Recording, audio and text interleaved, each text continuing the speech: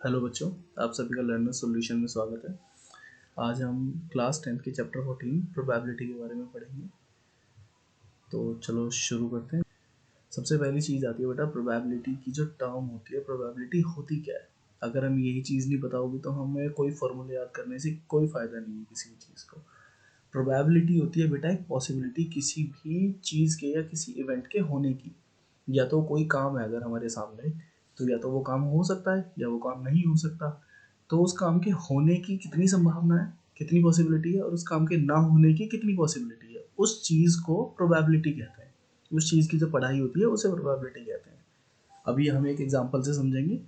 सबसे पहले तो आप एक फॉर्मूला देखिए इसका। पी ई से डिनोट करते हैं। ई जो होता है बेटा यहाँ पे इवेंट होता है। जैसे अगर मान लो कोई काम होना है तो उस काम को हम इवेंट कहते हैं। ठीक है। तो अब उस काम के अंदर क्या क्या चांसेस हो सकते हैं, या तो वो काम हो सकता है या नहीं हो सकता। तो कितने चांसेस हैं, कितने काम होने के चांसेस हैं, उसे टोटल कहते हैं। जो हमें चाहिए उसे फेवरेबल कहते हैं। चलो अभी हम एग्जांपल से समझेंगे। तो हम दो चीज़ों का एग्जांपल लेंगे। सबसे पहले हम एग्जांपल लेंगे बेटा कॉइन का। उसके बाद हम एग्जांपल लेंगे डाइस का। डाइस होता है यानी कि जो हम पासा यूज़ करते हैं। कॉइन हो गया हमारे पास सिक्का। कॉइन के केस में क्या होता है बेटा, कितने फेसेस होते हैं कॉइन के। पहला फेस हो गया हमारे पास कॉइन का हेड, एंड सेकंड फेस हो गया हमारे पास कॉइन का टेल। अब ये दो ही चीज़ें होती हैं, तो हमें दो ही चीज़ें चाहिए प्रोबेबिलिटी निकालने के लिए।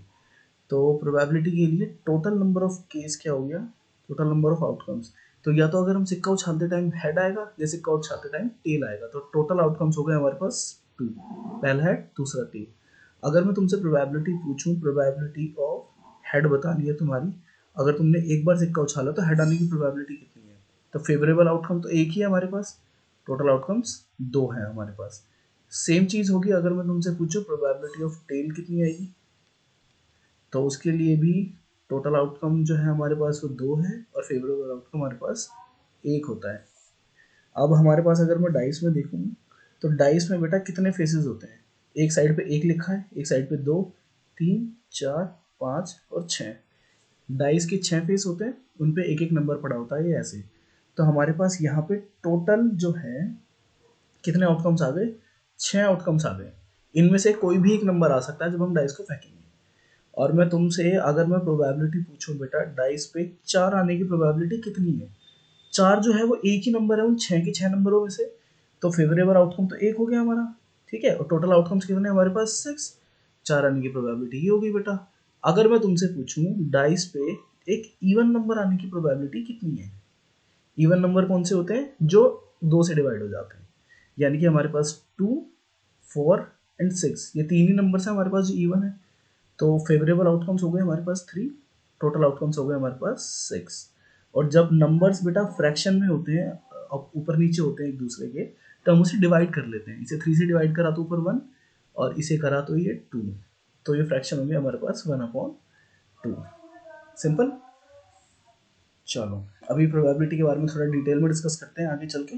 ठीक है। तो इसमें होता है बेटा दो तरह की प्रोबेबिलिटी होती है हमारे पास। पहली होती है एक्सपेरिमेंटल प्रोबेबिलिटी, ठीक। दूसरी होती है थियोरेटिकल प्रोबेबिलिटी।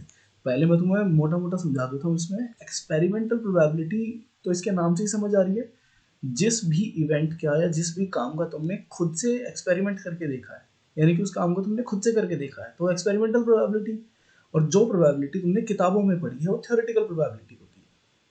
अभी हम सीधा सीधा समझते हैं।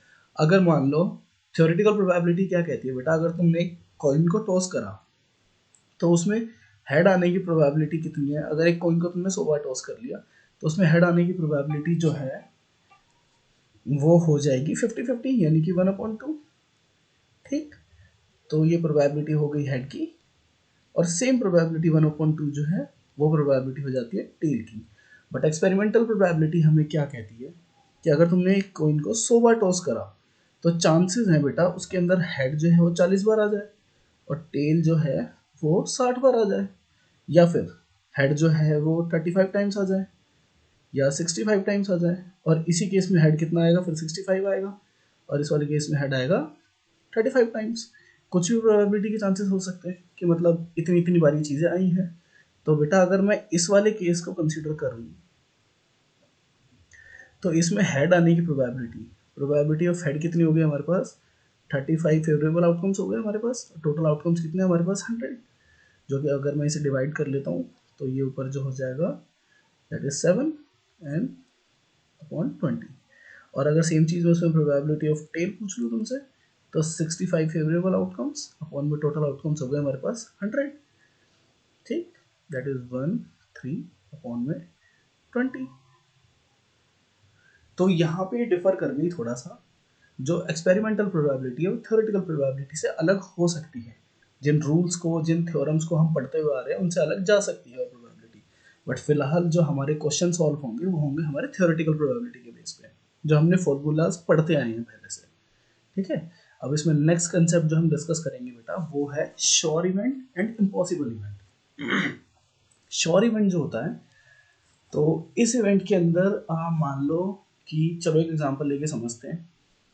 अगर मान लो तुम्हारे सामने एक बास्केट है, उस बास्केट के अंदर कुछ बॉल्स पड़ी हैं और बेटा इन बॉल्स का जो कलर है वो हमारे पास रेड है। ठीक है, तो अगर इन बॉल्स का सभी का कलर रेड है और मैं तुमसे बोलूं कि इस बैग में से एक बॉल निकालनी है और उसकी प्रोबेबिलिटी रेड होनी चाहिए कि वो रेड बॉल निकलेगी, तो सीधी सी बात है एक बॉक्स के अंदर अगर रेड बॉल्स हैं तो रेड बॉल्स ही आएंगी बाहर।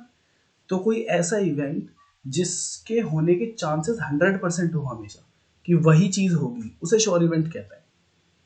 ठीक है, और उसी का उल्टा जो होता है वो इम्पॉसिबल इवेंट होता है, जिसके होने के चांसेस 0% होते हैं वो इम्पॉसिबल इवेंट होता है।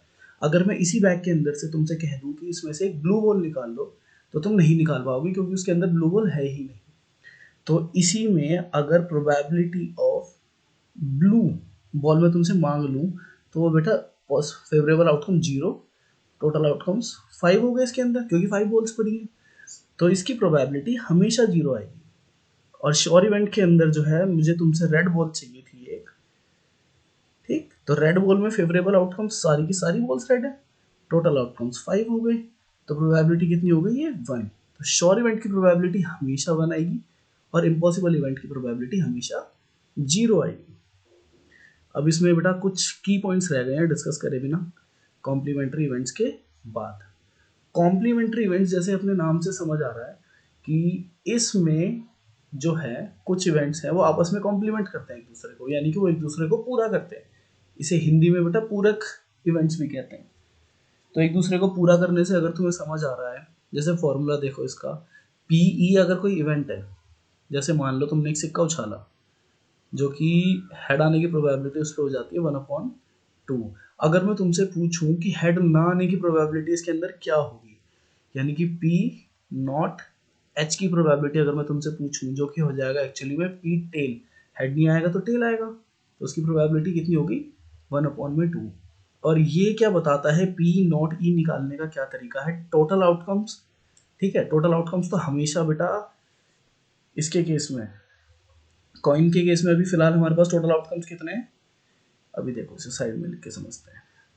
प्रोबेबिलिटी ऑफ नॉट एच अगर मैं फॉर्मूले के तरीके से निकालता हूँ तो टोटल आउटकम्स हमारे पास 2 थे, हेड और टेल, माइनस फेवरेबल आउटकम्स, अभी हेड निकाला था तो हेड फेवरेबल था, दैट इज 1 अपॉन में नीचे टोटल आउटकम्स जो कि 2, 2 - 1 1/2, सेम आंसर आया 1/2। ठीक है, कॉम्प्लीमेंट्री इवेंट्स एक चीज़ और होती है बेटा, सीधा सीधा कि जो तुम्हारा प्रोबेबिलिटी आई है पीएच की प्रोबेबिलिटी, इसको तुम 1 में से सब्ट्रैक्ट कर दो, यानी कि 1 माइनस में प्रोबेबिलिटी ऑफ एच अगर हम कर दें तो हमारे पास पी नॉट एच आ जाएगा। ठीक है, तो 1 - 1/2 इज 1/2। क्लियर, तो ये इवेंट्स एक दूसरे को कॉम्प्लीमेंट करते हैं इस केस में। ठीक है, अब की पॉइंट्स जो हैं बहुत ही सिंपल पॉइंट्स हैं, जिसमें से स्टार्टिंग के 3 पॉइंट्स तुम्हें समझने में मदद करेंगे कि प्रोबेबिलिटी का जो कंसेप्ट है वो काम कैसे करता है। फर्स्ट थिंग क्या इसमें बताइए इस इवेंट के अंदर कि प्रोबेबिलिटी जो होती है वो इक्वल और ग्रेटर देन 0 होती है, यानी कि वो या तो 0 के बराबर होगी या उससे बड़ी होगी, उससे छोटी नहीं होगी। सेकंड केस तुम्हें बताता है वो इक्वल और लेस देन 1 होगी, यानी कि वो या तो 1 के बराबर होगी या उससे छोटी होगी, उससे बड़ी नहीं हो सकती। और प्रोबेबिलिटी कभी नेगेटिव नहीं होती। ये बहुत बेसिक सा पॉइंट है बेटा इसके अंदर समझने का। और फर्स्ट पॉइंट से कोरिलेट ये इसलिए करता है क्योंकि हमने जब देख लिया कि प्रोबेबिलिटी 0 के बराबर होगी या उससे बड़ी होगी, नीचे नहीं जा सकती, तो वो नेगेटिव भी कभी नहीं हो सकती। तो सिंपल इसमें प्रोबेबिलिटी का क्या केस बनता है कि वो चीज़ या तो 0 से बड़ी होगी, ठीक है, या फिर वो चीज़ 1 से छोटी होगी और उसके बराबर होगी। ये पॉइंट्स हमें ये चीज़ें समझाते हैं, ठीक। तो यानी कि सीधी सी बात है, अगर कोई श्योर इवेंट है प्रोबेबिलिटी 1 हो गई, यानी कि किसी काम के होने की संभावना है तो वो होगा, इसकी प्रोबेबिलिटी 1 है, और होने की संभावना नहीं है तो उसकी प्रोबेबिलिटी 0 आएगी, पर उससे नीचे तो कुछ नहीं हो सकता, ठीक है। अब sum of probabilities of all the elementary events of an experiment is 1। एक एलिमेंट्री इवेंट है, मतलब हम डाइस को कंसिडर कर लेते हैं बेटा उस एलिमेंट्री इवेंट के अंदर, जिसमें वो कह रहा है कि सारी प्रोबेबिलिटीज का जो सम है उसकी एलिमेंट्री इवेंट्स की, एलिमेंट्री मतलब अलग अलग इवेंट्स की, उनका जो सम आता है वो 1 आता है। अब जैसे इसके डाइस के फेसेस हो गए 1 2 3 4 5 एंड 6। अब इनकी इंडिविजुअल प्रोबेबिलिटीज अगर मैं निकालूं बेटा, एक आने की प्रोबेबिलिटी 1/6 है, 2 आने की भी 1/6 है, 3 की भी 1/6, 4 की भी 1/6, 5 की भी 1/6, 6 की भी 1/6। ये सबके एलिमेंट्री इवेंट्स की प्रोबेबिलिटीज हो गई। अकॉर्डिंग टू दिस पॉइंट इन सब का जो सम आता है हमारे पास वो 1 आता है। और अगर हम इसे चेक करें तो नीचे 6, ऊपर 1 प्लस 1 प्लस 1, 4 5 और 6, दैट इज 6/6। जिसका हम डिवाइड करेंगे तो आंसर आएगा 1। हमेशा जो एलिमेंट्री इवेंट्स हैं, किसी इवेंट के जो इंडिविजुअल इवेंट्स हैं, उन सब के प्रोबेबिलिटीज का सम 1 होता है। इतने सिंपल पॉइंट्स के साथ प्रोबेबिलिटी को मेरे हिसाब से आप बच्चों को चीज़ें समझ आ गई होंगी। फिर भी आपको अगर कोई डाउट रह गया हो या कोई पॉइंट्स हो तो let me know in the comment section, हम अगली वीडियो में उसको डिस्कस करेंगे।